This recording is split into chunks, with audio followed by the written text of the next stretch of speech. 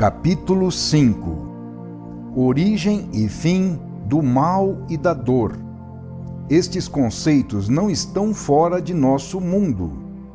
Como já dissemos, o universo é feito com esquemas de um único tipo, razão pela qual, a cada momento e em todo ponto, encontramos no esquema menor o esquema maior, embora adaptado aos casos particulares.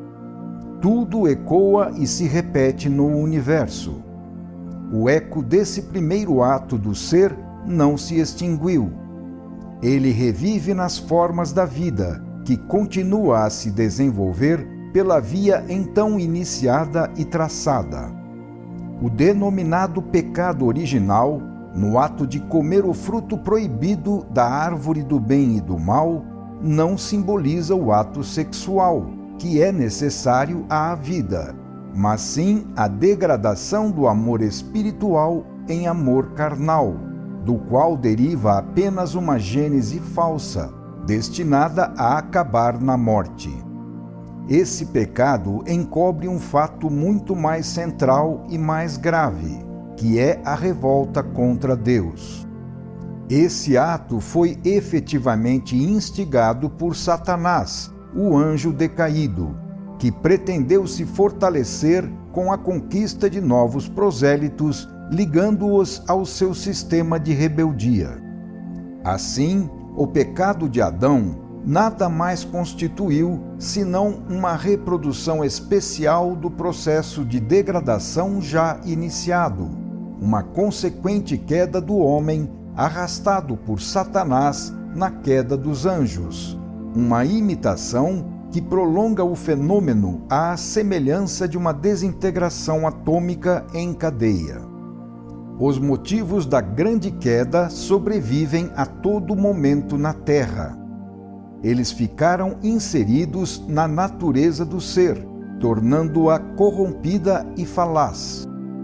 A gênese do mal e de nossas dores deve ser encontrada no tremendo desmoronamento que se seguiu à revolta, derrocada da qual agora devemos sair, reconstruindo tudo em nós e em nosso derredor com as nossas próprias mãos, empenhando-nos no grande trabalho que se chama evolução. Assim, o fenômeno da queda dos anjos não é estranho à nossa vida, não está distante dela, mas é atual. O fundamental motivo psicológico de desordem continua vivo em nossa forma mental. Todos compreendemos o que representa a lei. Sabemos que seria lógico, justo e útil segui-la, tanto no interesse coletivo como no individual. Apesar disso, sentimos a tentação de nos rebelarmos, de ludibriá-la, procurando atalhos que nos conduzam por via mais breve aonde desejamos chegar. E mesmo nesse caso, sem dúvida, obedecemos a uma lei da vida, a lei do mínimo esforço, que deve ser seguida com inteligência, levando em conta a estrutura do sistema, na qual todo eu sou só se valoriza em função do eu sou central, Deus. O homem de hoje, centralizado no egoísmo de todo o seu eu, preocupado somente com o próprio triunfo, realiza separadamente o mesmo processo de reviravolta do sistema realizado pelo primeiro anjo rebelde e provoca, assim, a consequente inversão de si mesmo, terminando nas mortes das guerras, na destruição e na dor. Somos levados, assim, a nos valorizar como eus independentes e não como eus em função do organismo do todo. Trata-se da exata repetição da primeira revolta. A conduta dos seres que não decaíram é justamente a oposta, com uma completa adesão à vontade de Deus. Sua primeira característica é a obediência à ordem. Este terrível instinto do eu que deveria ser controlado pela obediência à lei de Deus, mas que, ao contrário, é deixado livremente explodir em revolta, não é também para o homem a causa principal de tantos males? E assim como nas mãos dos primeiros rebeldes a ordem desmoronou no caos, também nas mãos do homem tudo continua a se fragmentar, repetindo-se no tempo o mesmo processo de origem, com o mesmo resultado de destruição. Por isso, caso se pretenda a elevação para retornar à ordem, reconstruindo-se na unidade do sistema, é necessário saber dominar este eu egoísta e prepotente, enquadrando-o na ordem e coordenando-o nas funções do todo. É necessário retificar o seu predisposto estado de revolta, mantendo-o na obediência ao plano de Deus, porque só assim, em obediência à sua ordem, laboriosamente, é possível unir de novo, uma a uma, as partes do edifício desmoronado, reconstruindo-o em toda a sua grandeza. Este esforço exigido para a reconquista do paraíso perdido é exatamente a condenação da nossa humanidade. Trata-se não apenas de uma condenação justa, mas também de um salutar remédio, pois constitui a via de salvação para a criatura, a quem o amor de Deus, apesar da ingratidão dela, oferece a possibilidade de redenção. No fundo da natureza humana está a tragédia da queda, em razão da qual a alma, centelha divina, desceu para a ilusão da matéria e dos sentidos num ambiente ingrato, onde a conquista do progresso lhe custa esforço permanente, num corpo vulnerável a tudo e provido de mente acanhada, com a qual terá de buscar, aos poucos, o conhecimento que antes possuía do pensamento de Deus. Disso deriva o tormento da insaciabilidade, que revela no instinto humano o anseio pelo grande bem perdido, o afã pela maceração evolutiva sob o contínuo martelar da dor, a ânsia de criar sobre as areias movediças de um mundo onde tudo caduca.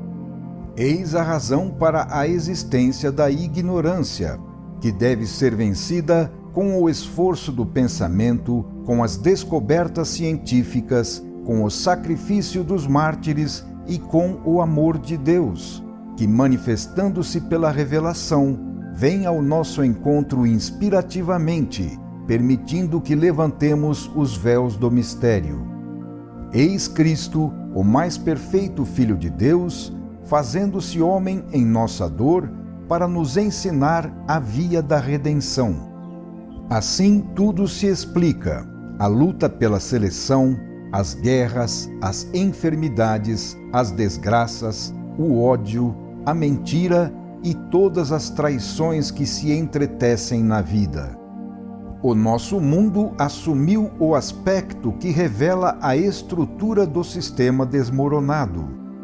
Cada individualização reproduz a originária inversão, pela qual todo eu sou está inquinado pelo oposto princípio do eu não sou, negativo e destruidor, que tudo corrompe e pelo qual o incorruptível fragmentou-se no corruptível.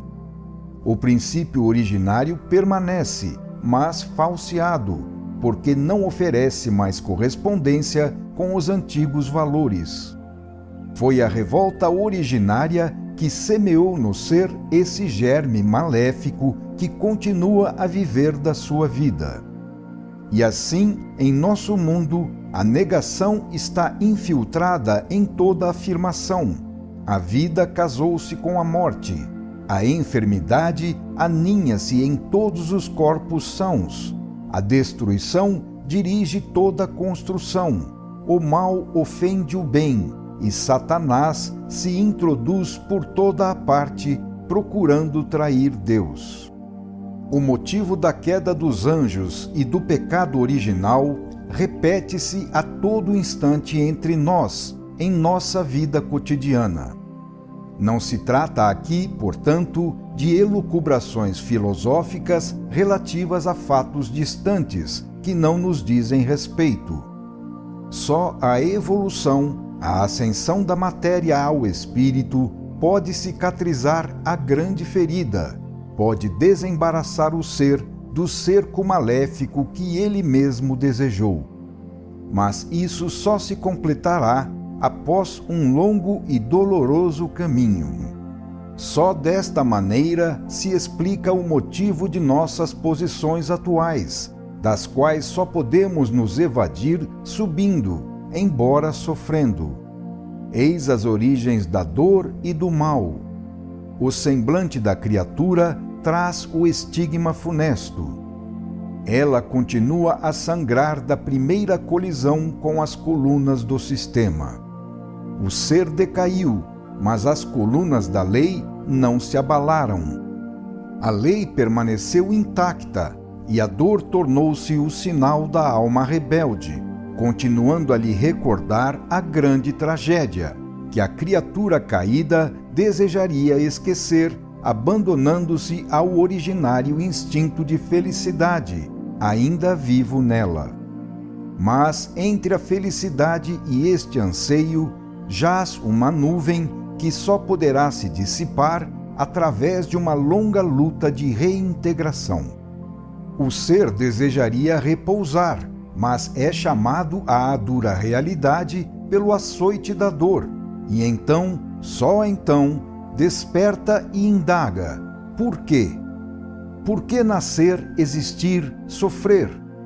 Aquele que goza está bem e nada pergunta, continuando adormecido na sua inconsciência. É assim que a dor, uma vez gerada, desempenha a função de instrumento de evolução. A própria culpa gera o remédio, a enfermidade dá origem ao seu tratamento médico. A dor, oriunda da revolta, esmaga e humilha o ser para induzi-lo a obedecer à lei e assim curá-lo. Dor que é implacável, mas salutar.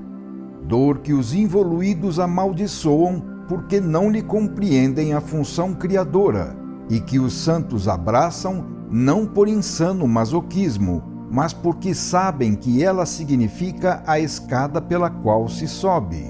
Dor que é salutar imperativo para impelir ao trabalho benéfico pela reconquista do paraíso perdido. Falamos também da dor de todo o universo, e não apenas da Terra, da dor cósmica, da qual a dor humana terrena não passa de um átomo em um átimo, da dor em que o próprio Deus quis tomar parte, integrando-se por amor às próprias criaturas. Foi assim que o Pai enviou Cristo à Terra, para que ele, com o seu sacrifício, desse à humanidade o maior impulso para a redenção. Primeiro, no sistema, a revolta, origem do mal. Depois, no mundo, a dor, o meio de recuperação, o auxílio do alto neste árduo caminho, a redenção obtida pelo sacrifício que Cristo nos ensinou. Estes conceitos, unidos em cadeia, confirmam estas teorias. A humanidade percorre atualmente o caminho de retorno. Só assim é possível compreender o conceito de redenção, o significado da vinda e do sacrifício de Cristo na Terra, motivos tão centrais na história da humanidade. Só assim é possível compreender a razão pela qual a dor salva e o sacrifício redime, a razão pela qual era necessário que Cristo sofresse. O exemplo de Cristo nos indica, com evidência, que a via de retorno não pode ser percorrida senão dessa forma. Com a sua paixão, Cristo quis, diante do Pai, tomar sobre os ombros o peso da correção do primeiro erro, a revolta. Pode-se ver aqui o quanto Deus continua a se mostrar ativo e presente na história do mundo. Aquela psicologia que não raro enxerga no mal e na dor indícios de um sistema falido, um erro do qual o Criador pode ser acusado como único responsável, nasce justamente do ponto de vista representado pelo Eu Sou, que, colocado em posição reversa, só pode ver as coisas invertidas. Trata-se da psicologia corrente, dominante na vida comum, em razão da qual cada um procura atirar a culpa e a causa de qualquer mal nos outros, mas jamais em si mesmo. O homem conserva o seu originário e irrefreável instinto para a alegria, mas o faz em um sistema invertido, que assim só lhe pode oferecer a dor. Não compreende a razão desta negação, mas sente o seu tormento. Muito afastado da causa remota, o homem irrita-se inutilmente contra as causas próximas, sendo incapaz de enxergar mais longe. Compreende apenas que a dor fere e agita-se confusamente nas trevas em que caiu. Procura e não encontra, ignorando completamente que a salvação está na ascensão. É constrangido a evoluir, tangido pelo destino em passagens obrigatórias, preso à dura experimentação da vida, cheia de alegrias para atraí-lo na direção do alto e carregada de dores para afugentá-lo das regiões inferiores. Ele desejaria se adaptar a este inferno para repousar, mas o desejo insaciável de alegria, por um lado, e os incessantes golpes de dor, por outro lado, não lhe concedem tréguas. É imperioso evoluir. A sensação de falência do sistema é dada não somente pela visão às avessas, seguida de uma posição invertida, mas também pela real imersão em um mundo invertido, satânico, sensivelmente mais próximo deste mundo material do que do outro, real, divino. Os esforços para subir, muito comumente, terminam no retrocesso de alguns passos, em virtude do terreno disforme e movediço, no qual o pé não encontra apoio e a vontade se despedaça. É o esquema da primeira queda que retorna em cada decaída subsequente, tendendo a se repetir ao infinito. Então se exclama, abre aspas, a redenção do mal é utopia, a dor é inútil, jamais galgaremos o monte da perfeição. É inútil tentar. O sistema faliu definitivamente. A obra de Deus é mal feita, porque continha um insanável erro de construção. Fecha aspas. Mas, se o homem soubesse ouvir a voz de Deus, teria a resposta. Abre aspas. Sim, criatura, podes pecar e negar à vontade, porquanto és livre. De qualquer forma, entretanto, alcançarás o triunfo do bem e do meu amor, o que significa a realização do meu plano. Poderias ter preferido, como fizeram tantos espíritos, a via curta da livre aceitação e te encontrar agora na minha alegria, mas preferiste o caminho mais longo. Não importa. Desejaste assim a gênese do mal e da dor, fazendo delas a tua triste herança. Mas a mim chegarás da mesma forma. Isso não altera o resultado final. Continuo o centro do todo, e tu não te evadiste do sistema, porque não é possível evadir-se dele.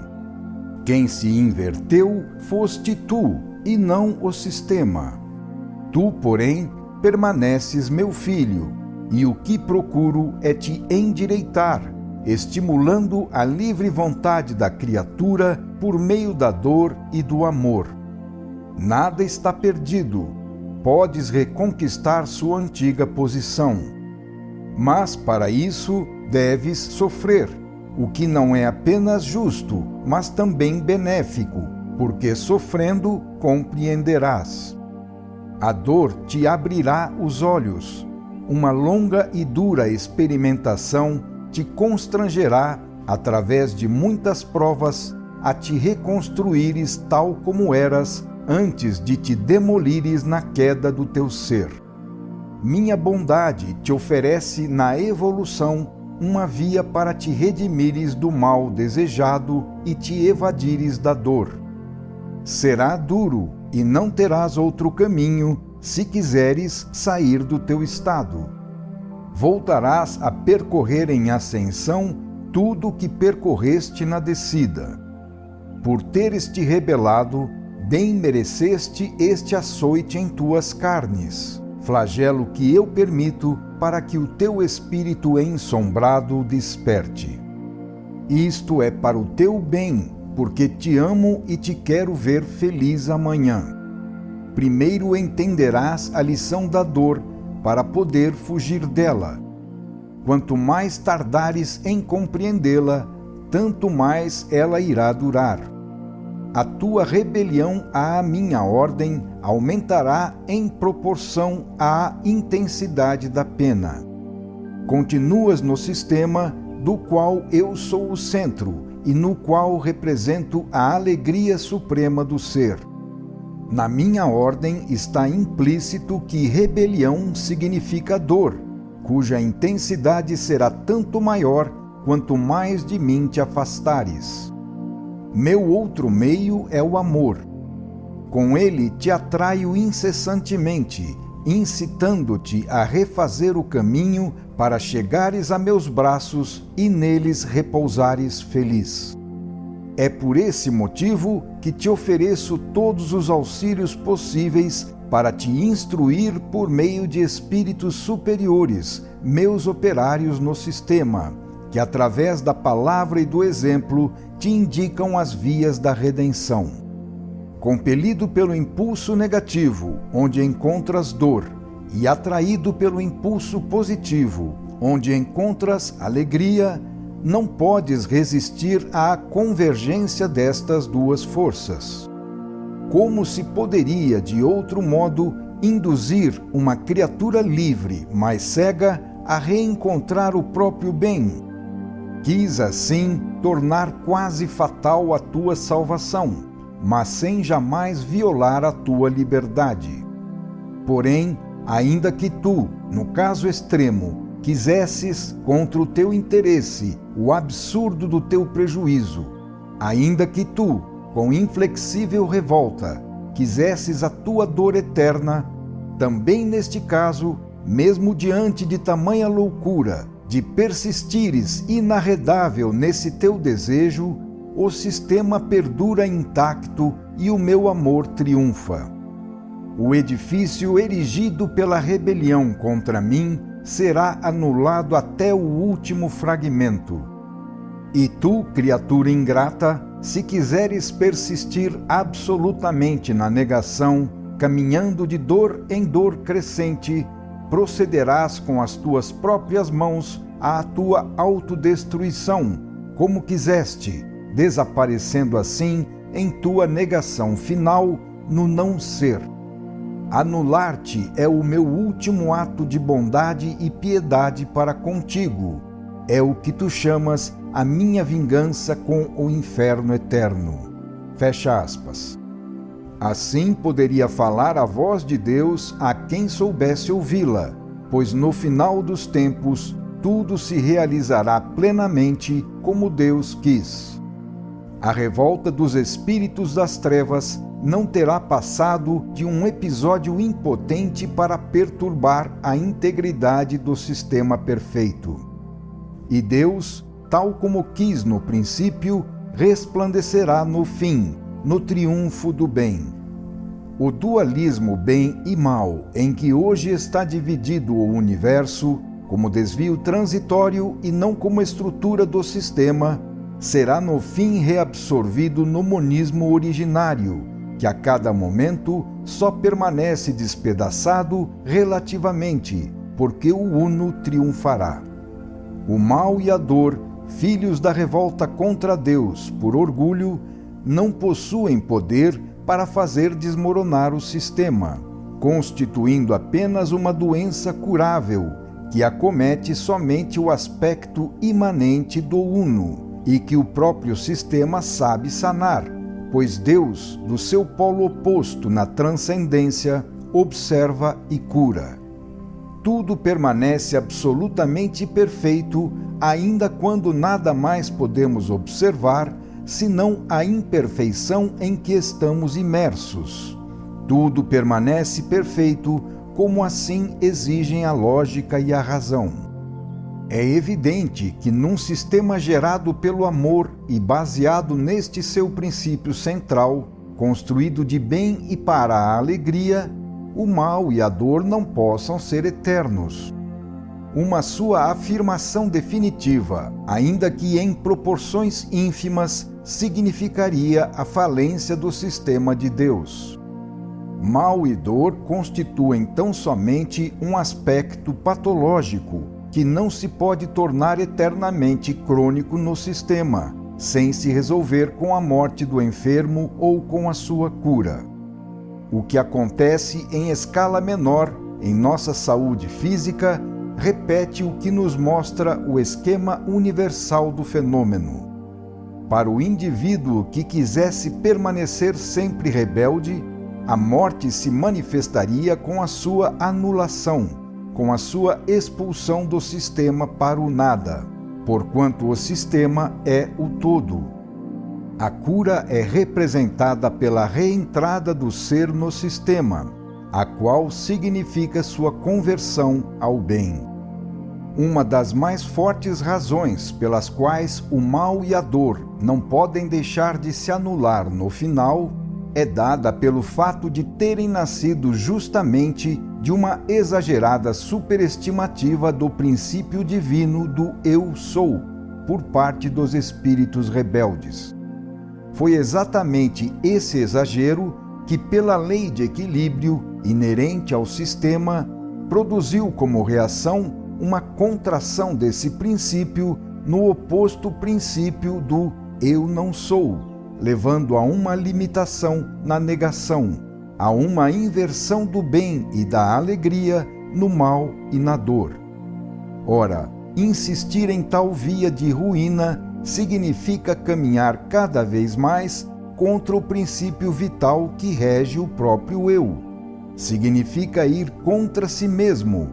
Significa chegar ao suicídio completo do ser. Será possível que ele pretenda avançar sempre em tal caminho de autodestruição, negando a si mesmo e a própria vida que representa o seu interesse máximo? Será possível que um ser, baseado no princípio do Eu Sou, queira retroceder até se renegar no não ser? Poderá uma lógica que se anula avançando para o absurdo continuar a resistir como lógica? A existência é dada pela própria natureza do princípio do Eu Sou, que não pode vir senão de Deus, o princípio positivo. Então chegaríamos também à completa inversão da lógica no absurdo extremo, em que a máxima realização de Satanás, e com ele do mal e da dor, consiste em sua própria anulação. Uma vez que a vida só existe em Deus, quem é contra ele, se quiser sobreviver, deve retornar a ele. Mal e dor não podem ser eternos também por outra razão. Entre a ideia de mal e a ideia de eternidade, há uma contradição que não lhes permite a coexistência. A eternidade é algo qualitativamente diverso do tempo, estando situada no seu antípoda. Ela não é um prolongamento de um tempo que, embora avançando, está sempre sujeito à duração. A eternidade é um tempo imóvel, que não anda e jamais passa. É um não-tempo. E o que é o tempo, senão um produto do desmoronamento, um fracionamento do uno, uma fuga do imóvel no transformismo? A eternidade, com a queda, teve sua unidade indivisa transformada em tempo e espaço, em fração do infinito. O tempo existe somente como medida do transformismo ao longo do ciclo involutivo e evolutivo, cessando quando este ciclo termina. Então a fração cindida reconstitui-se em unidade no eterno. O finito se refaz no infinito. A eternidade, despedaçada no tempo, se recompõe no todo uno, imóvel, íntegro, indiviso, onde termina a corrida do transformismo em busca da perfeição, pois seu objetivo foi atingido. Assim, não havendo mais transformismo, o tempo volta a ser imóvel, tornando-se eternidade. Com a evolução, vai se tornando cada vez mais evidente, pela passagem da matéria à energia e da energia ao espírito, o avizinhamento desta fusão final, paralelamente a uma progressiva libertação do domínio do tempo fracionado até os fenômenos do pensamento, que são quase independentes dele. Pode-se dizer que o pensamento existe antes e além do tempo, tanto que lhe escapa. Além disso, como o tempo é relativo a cada fenômeno em particular, quanto mais evoluído é o fenômeno, tanto mais livre estará do tempo. De tudo isto, conclui-se que o tempo faz parte do sistema desmoronado, do qual também fazem parte o mal e a dor. Devemos, portanto, enfileirar de um lado as características do sistema perfeito, como a eternidade, o bem, a alegria, e de outro lado as propriedades e produtos do desmoronamento, como o tempo, o mal, a dor, manifestados somente no sistema de estado imperfeito. Eis porque o mal e a dor nada podem ter em comum com a eternidade, porquanto tanto o mal como a dor constituem uma inversão de posição em relação à eternidade, condição que estabelece uma separação inexorável entre situações antípodas, em dois sistemas opostos. Cada coisa deve permanecer no seu respectivo sistema, portanto o mal e a dor não podem existir senão em conexão com o fluir do tempo, com o relativo, com o limitado, características do antissistema. Da mesma forma, o bem e a alegria não podem existir senão em conexão com a eternidade, o absoluto, o infinito, características do sistema. Por isso, o mal e a dor não podem ser eternos. Eles só podem se ligar com o tempo, pois são produtos do desmoronamento, tal como o tempo, constituindo uma contração no limite daquilo que no estado perfeito foi bem, alegria, eternidade. Como se vê, tudo se enquadra em perfeita logicidade. É assim que o mal apresenta-se encerrado nos limites do tempo, acuado pelo transformismo, que tende a corrigi-lo, transformando-o em bem.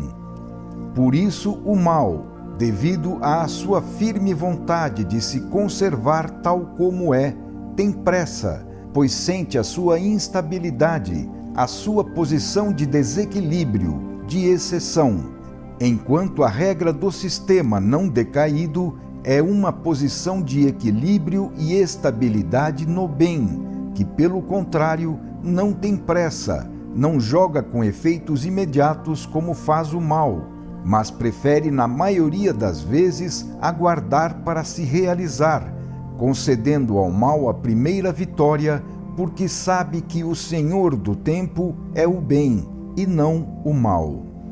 É natural, assim, que as duas estratégias, as das forças do bem e as das forças do mal, também sejam opostas.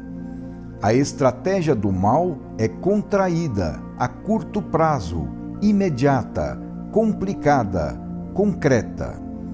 A estratégia do bem é ampla, a longo prazo, lenta, linear, de finalidades elevadas, razão pela qual suas energias são mais poderosas e se movem com calma, pois são dirigidas com sabedoria superior, que sabe erigir construções maiores e, sobretudo, mais sólidas.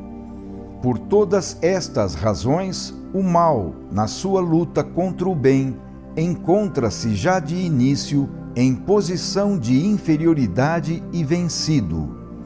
Sua inteligência é apenas de superfície, mas estupidez em profundidade, lógica consequência da perda de sua inteligência de origem, motivo principal que induz o mal a engajar, sem possibilidade de vitória verdadeira, uma luta contra o bem, mais forte e sábio. Eis o quadro que mostra o fim do mal e da dor. Além do aspecto negativo do restabelecimento pela eliminação dos elementos patológicos submetidos ao sistema, há também o aspecto positivo, dado pelo impulso incessante do princípio básico da criação, do elemento mais forte e sadio, o amor.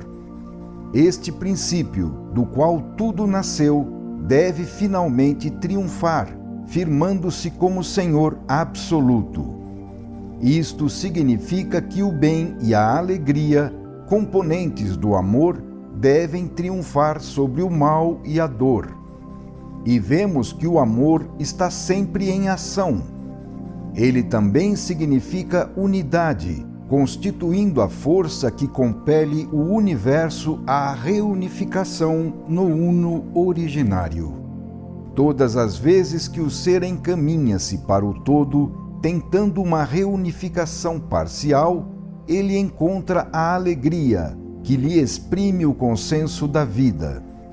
E assim também deve ser, ainda que de forma misteriosa para nós, até nos mais recônditos recessos da matéria, onde tantas forças atômicas se unem nas combinações químicas à semelhança do que sucede na conjunção sexual dos corpos e, mais ainda, na comunhão espiritual das almas.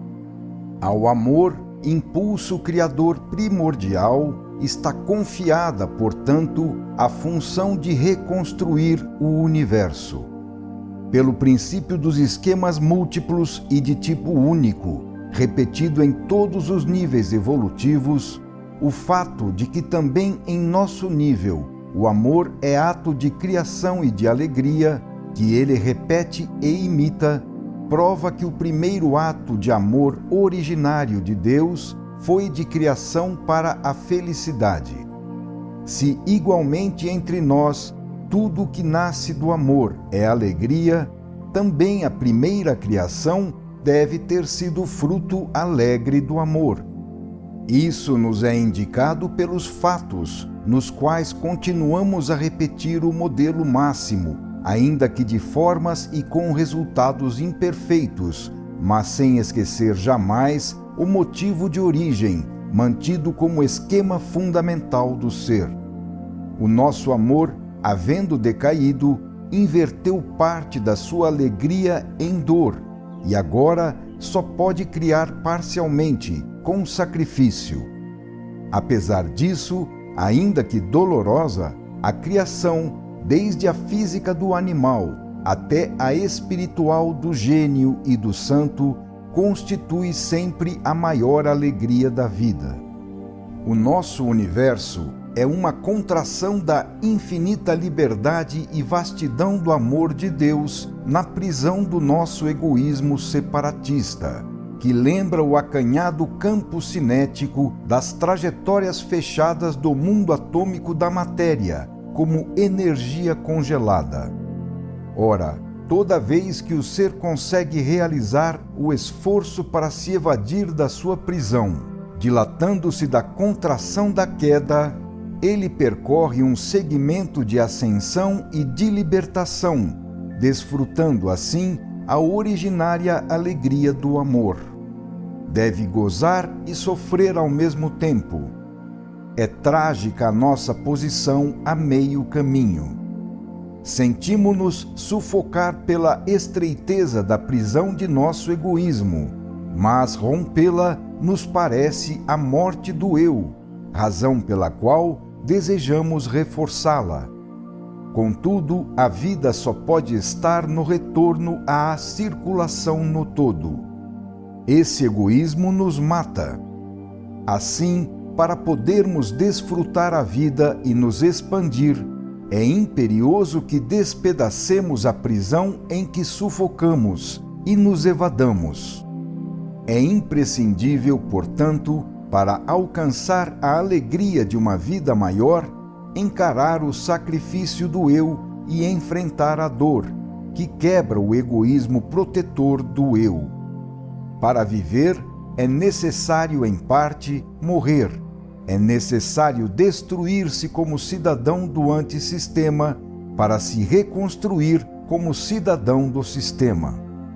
Eis porque Cristo disse que conservará a vida pela eternidade não quem a ama, mas quem a odeia neste mundo. O nosso egoísmo tende a manter o estado de contração em que o sistema ruiu. Do lado oposto, o amor opera para destruir este separatismo negativo, a fim de nos lançar no universal fluxo do todo e novamente nos colocar no originário estado orgânico, em que tudo é uno.